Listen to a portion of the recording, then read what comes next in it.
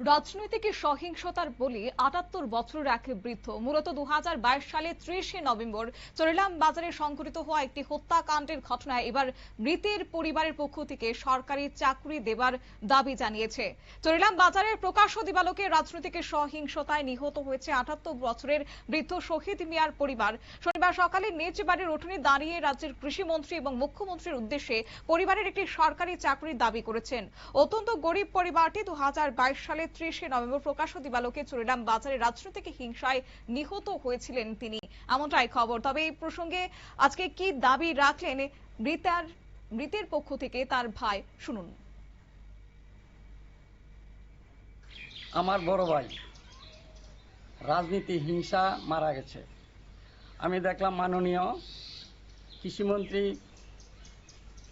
রতনলাল নাথ পত্রিকাতে নিউজ দিয়েছেন এবং টিভিতে নিউজ দিয়েছেন যে প্রত্যেক নিহত পরিবারে একটি করে চাকরি দিয়েছেন, কিন্তু আমরা আজ অবধি এই ব্যাপারে মাননীয় সরকারের কাছে এবং মাননীয় মন্ত্রী মহোদয় যে বিজ্ঞপ্তি দিয়েছেন আমাদের ভাতিজা এবং আমাদের ভাই বউ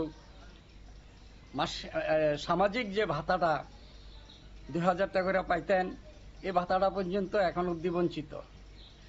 কিন্তু মাননীয় মুখ্যমন্ত্রী এবং মাননীয় রতনলাল নাথ মন্ত্রী মহোদয়ের কাছে আবেদন যে আমাদের এই ফ্যামিলির মধ্যে যদি একটা চাকরি ব্যবস্থা করে তাহলে চিরকৃতজ্ঞতা থাকব এবং এই ফ্যামিলিটা কোনো রকমের বাচ্চা চলাফেরি করার মতন ক্ষমতা ক্রয় করতে পারবো।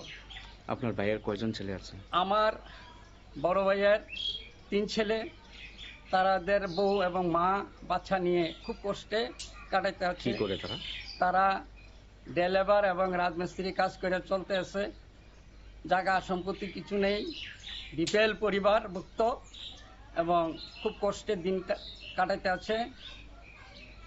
আমি মন্ত্রী মহোদয়ের নিকট এই নিরহ ফ্যামিলিদের প্রতি যাতে একটু দৃষ্টি আকর্ষণ করেন, এটাই আমাদের দাবি। আপনার বড় ভাইয়ের নাম কি আছে? আমার সম্প্রতি রাজ্যের কৃষিমন্ত্রী রতনলাল নাথ তিনি ঘোষণা করেছেন রাজনৈতিক হিংসার বলি হওয়া পরিবারগুলোর সদস্যদের সরকারি চাকরি দেওয়ার বিষয়ে সরকার দীর্ঘমেয়াদী সিদ্ধান্ত নিয়েছে।